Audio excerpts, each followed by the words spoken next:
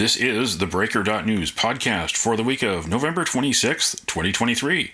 I'm Bob Mackin, publisher of theBreaker.news and host of theBreaker.news podcast. Welcome to edition number 318. The Breaker is your source for news, opinion, and analysis about British Columbia issues, institutions, and influencers. Later, I'll tell you how you can support The Breaker. On this edition, headlines from the Pacific Rim and the Pacific Northwest. I award a virtual Nanaimo bar to a difference maker. And the big deal feature. Who is behind the protests against Israel since October 7th, and where are they getting the money? My guest is Gerald Steinberg, the Jerusalem political science professor and founder of NGO Monitor.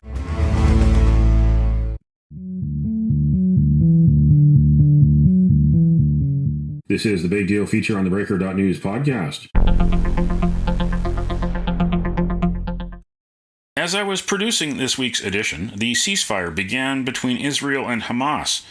24 people taken hostage by Hamas terrorists during the October 7th massacre were released to Israel.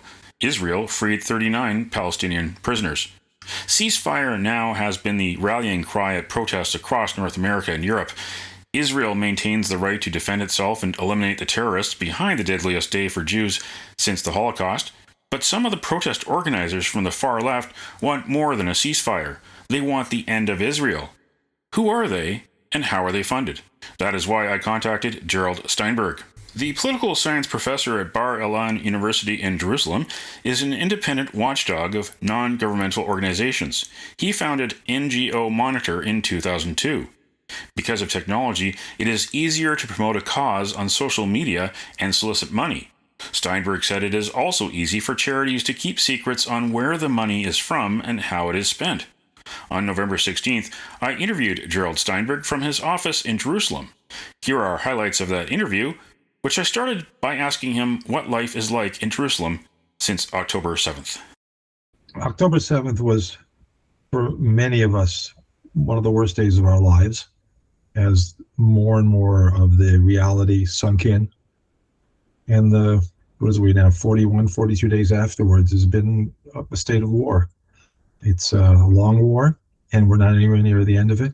We all have family members that are in the army, in the reserves, and everybody knows that we're fighting for our existence.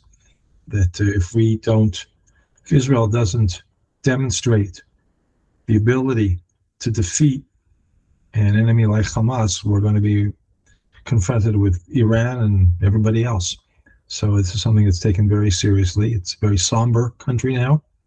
I think we have a stronger, unfortunately, sense of reality that of what we have to do to maintain our liberty and our country and defend our lives. So it's day to day. You're covering for people who are on the front in the military. Unfortunately, we go to funerals. People are killed every day. It's a small country. Everybody knows everybody, and families and close links are very much part of it. So I don't think anybody here really expects that we're going to get back to what's called normal anytime soon.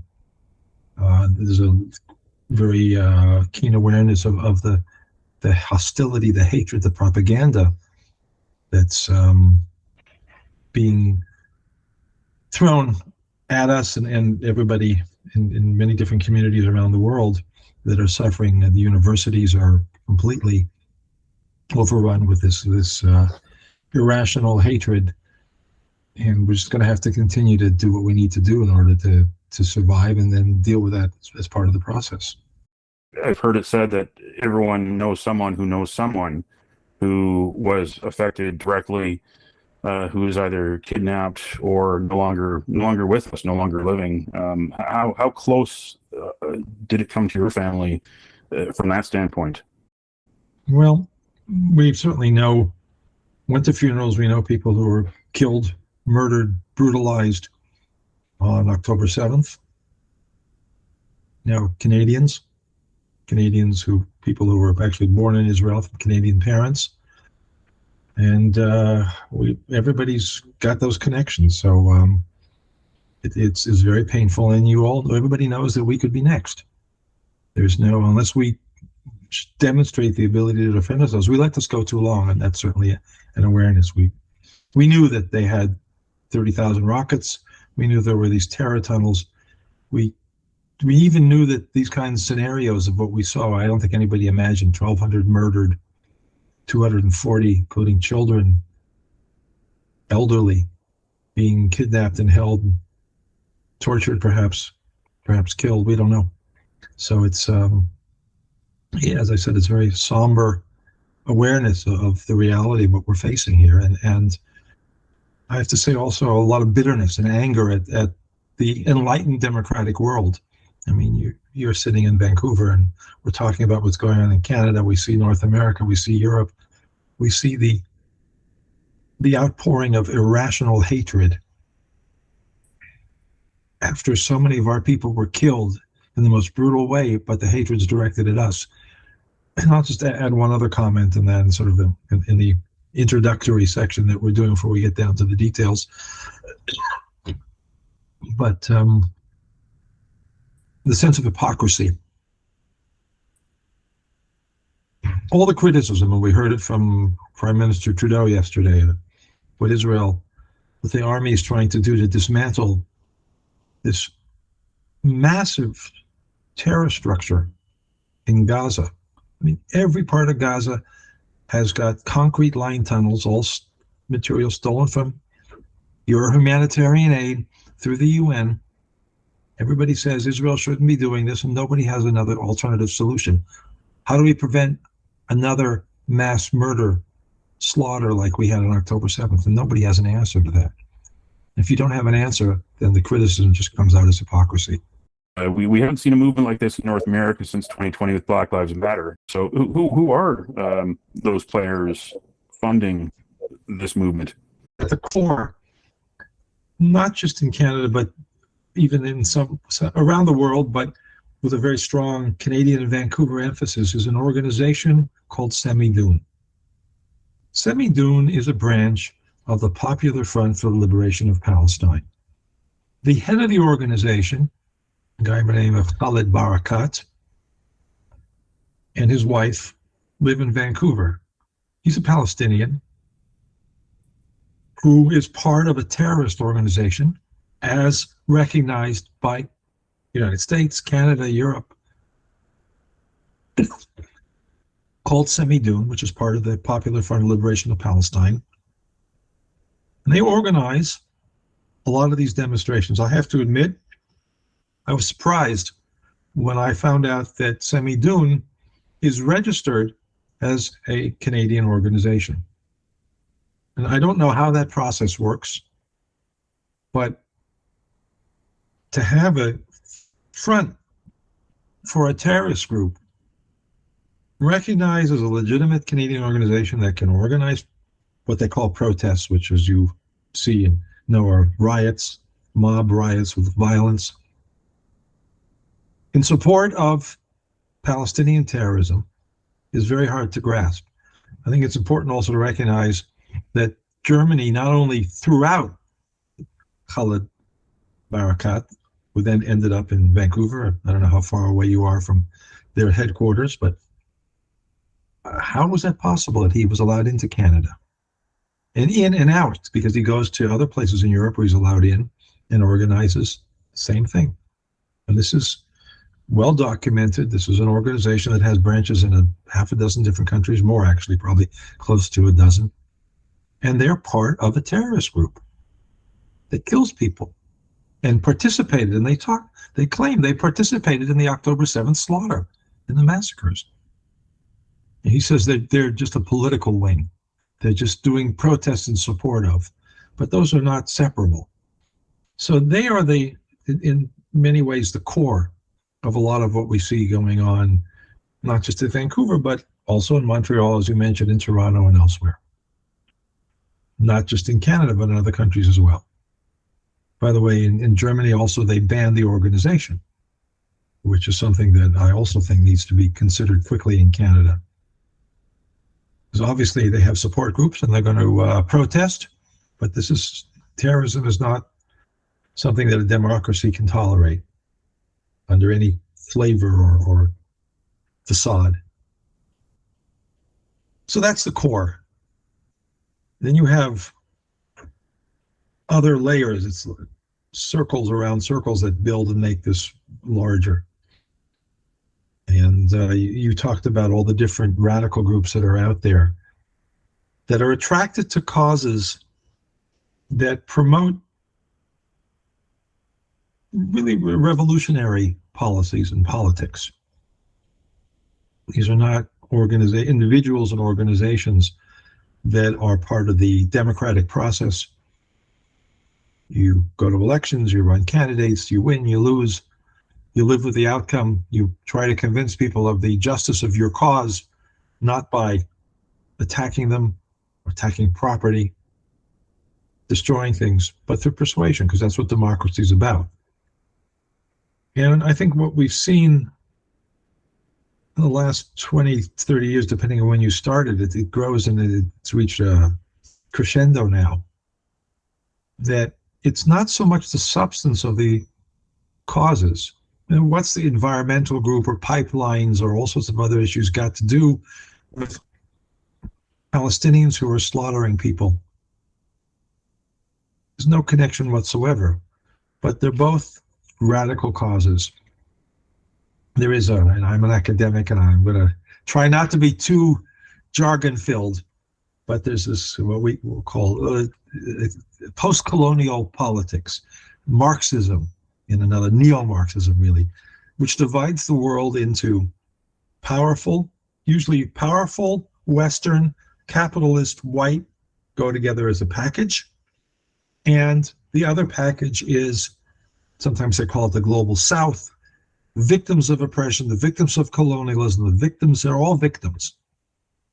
And in this very superficial and dangerous ideology, philosophy, the victims, those who get a badge to say you are victims, well, if they slaughter, maim, brutalize 1,200 people, that's not war crimes. That's not crimes against humanity. They're victims. It's called resistance, is the term they use. And Israel got put into that package of being part of the capitalist white Western world. And totally every part of the world is different, but this type of ideology which bundles everybody together in this very superficial framework, I think that's what we're seeing here. And that's where you get all these different protesters who are angry at the world and angry at everything and have given themselves the authority, the power, and they get money from people. That's part of the tragedy here, is you get people who have made a lot of money in different areas and are really very much part of that establishment, who for whatever psychological or ideological reason then give money to these very fringe organizations, and they're no longer fringe. Because if you have money, you can buy people. You can buy individuals for whatever reason. They're angry, they need a job, whatever it is. And they become spokespeople. And they then bring in other people. And look, there are people out there in the world who have not necessarily the same anger, but they're very superficial. So you can bring them in to join your riot, your protest, because they think they're doing the right thing. So that's another layer.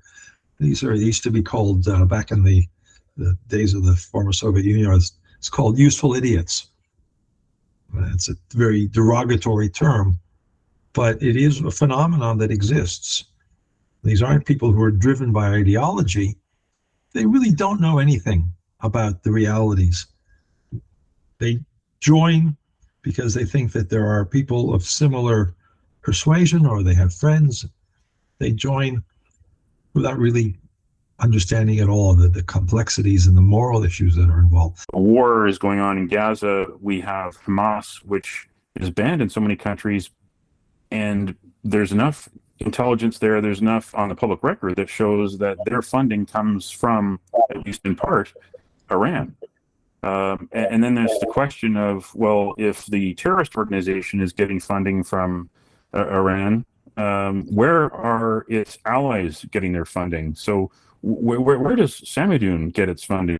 Groups like Samidoun are not transparent. They don't tell you where they're getting their money from. And as far as I'm concerned, any organization that's registered as a legal body in some form or another, again, if they want to be able to do protests, whatever it is, in a democratic country, should at least publish every year a list of all their donors, and it has to be verifiable. Now, one can suspect there are rumors and reports, and there's some Iranian connection with Semidoun, but I don't think it's enough to pin it down. Certainly, the Iranians aren't publishing who they're giving money for. There are lots of candidates out there. There's Qatar. There are lots of possibilities. But if it's going to exist in Canada, any of these organizations, the first rule should be that they should be transparent about their funding. And there are regulations or rules about foreign government manipulation of politics and society through funding. In the United States, you cannot, if you're a foreign entity, you have to register as a foreign agent, and you can't be involved in domestic politics. If you're lobbying Congress for a Chinese firm, that has to be something that's registered. So everybody knows that's what you're doing, and there are limitations on what you can do.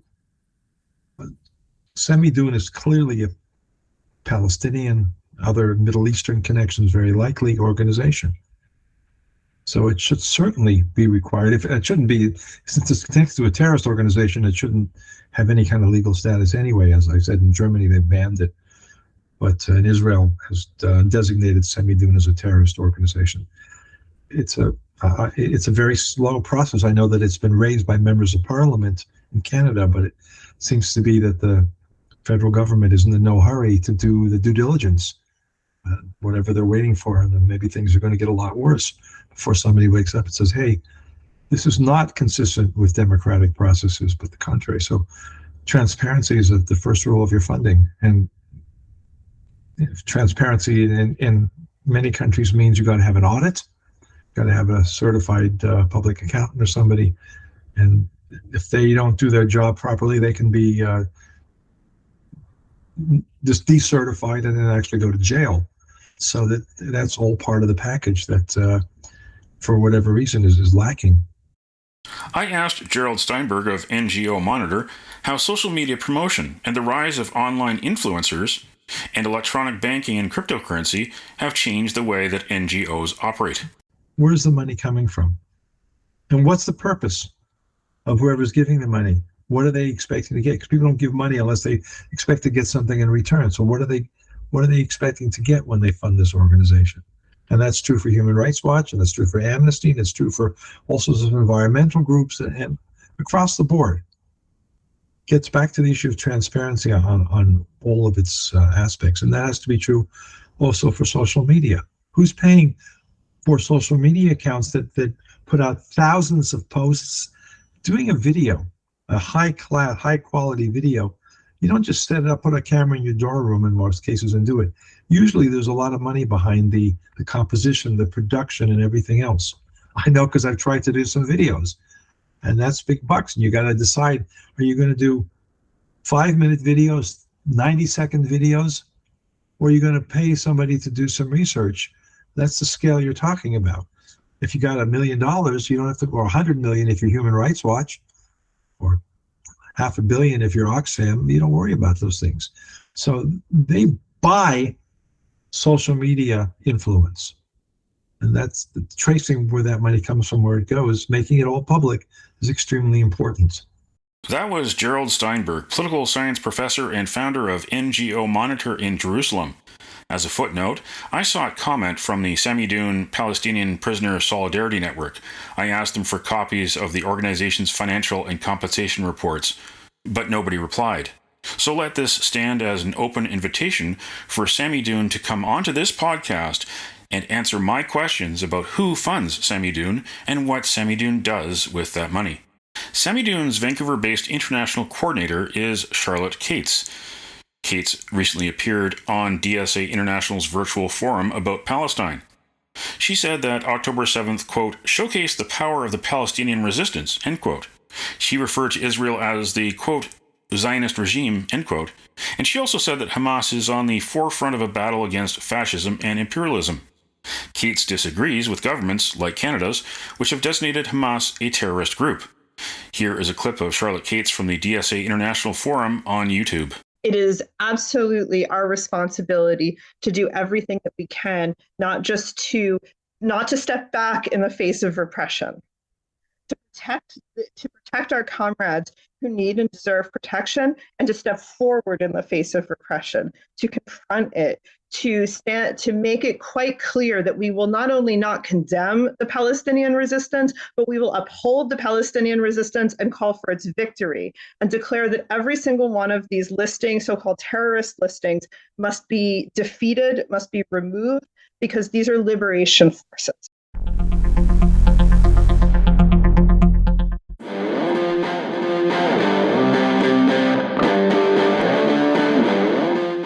It's time on the theBreaker.news podcast for Around the Rim. We look at news headlines around the Pacific Rim. In the Taiwan news, Taiwan's 3 opposition candidates split on bad terms to register separately. Independent candidate Terry Gu, KMT chair Eric Chu, and former Taiwan President Ma Ying-jeou joined the Taiwan People's Party candidate and the KMT's candidate for a meeting at the Grand Hyatt Taipei, which was meant to iron out the differences between the TPP and KMT. But from the start, there was a dispute over whether to hold a 3-person meeting on the 25th floor or to discuss it openly in front of the media. The argument persisted, and later, issues such as the location and the impact of opinion polls led to a deadlock. The election is coming January 13th. In the Hong Kong Free Press, fake HKFP Ellen Zeman ads on Facebook and Insta reported to police as Meta bans legitimate fundraiser vid. It is not known if there have been any victims of the Quantum IFX AI scam. However, Zeman, who owns nightclubs, told HKFP that he was concerned about his image being used in the ads, which have littered social media in Hong Kong for weeks. Meanwhile, Meta has repeatedly banned HKFP's fundraising video from its platforms, despite several dozen emails and calls to over 9 support staff since August. In ABC News Australia, China tells WHO it has no unusual or novel diseases amid spike in illness among children. Concerns were first sparked internationally by an alert published on Tuesday by the monitoring service ProMed, part of the International Society of Infectious Diseases. It called for more information about, quote, undiagnosed pneumonia, China, Beijing, Liaoning. That's Around the Rim on this edition of the theBreaker.news podcast.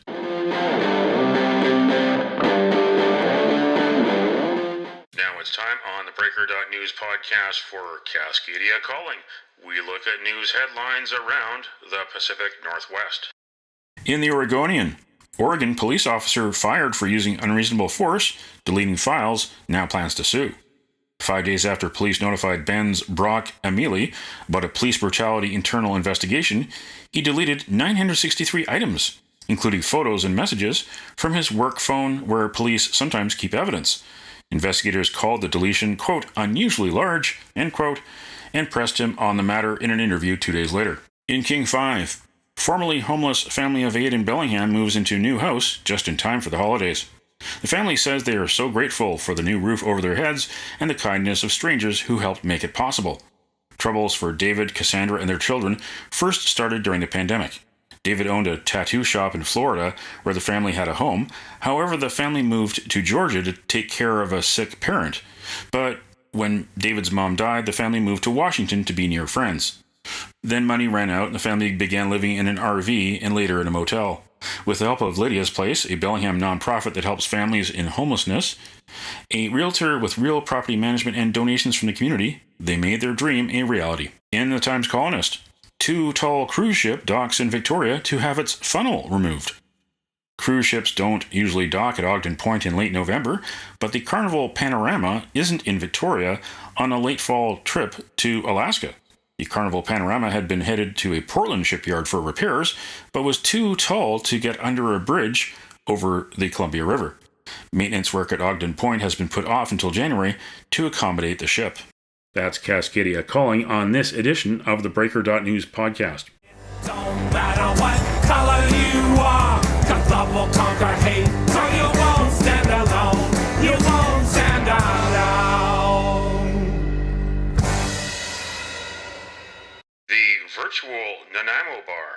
to you by Spruce Hill Contracting. Every week we end the Breaker.news podcast on a tasty note by awarding the goodness of a virtual Nanaimo bar to people making a difference. A virtual version of the province's favorite dessert bar goes this week to magazine publishers, editors, writers, photographers, and illustrators. It's BC Magazine Day on November 26th. Check out magsbc.com. You can nominate someone for a virtual Nanaimo bar. Send me an email to bob@theBreaker.news. Spruce Hill Contracting, custom homes and renovations. Find more information at sprucehill.ca. These rich men north of Richmond, Lord knows they all just wanna have total control. Wanna know what you think, wanna know what you do, and they don't think you know, but I know that you do, 'cause your dollar ain't shit, and it's taxed to no end, 'cause the rich men north of Richmond.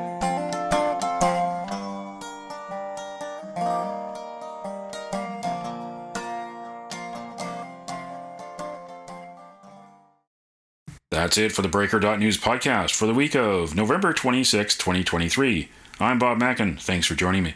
Did you know that on the 26th of November in 1917, the National Hockey League was born, with the original five: Montreal Canadiens, Montreal Wanderers, Ottawa Senators, Quebec Bulldogs, and Toronto Arenas? Now you know.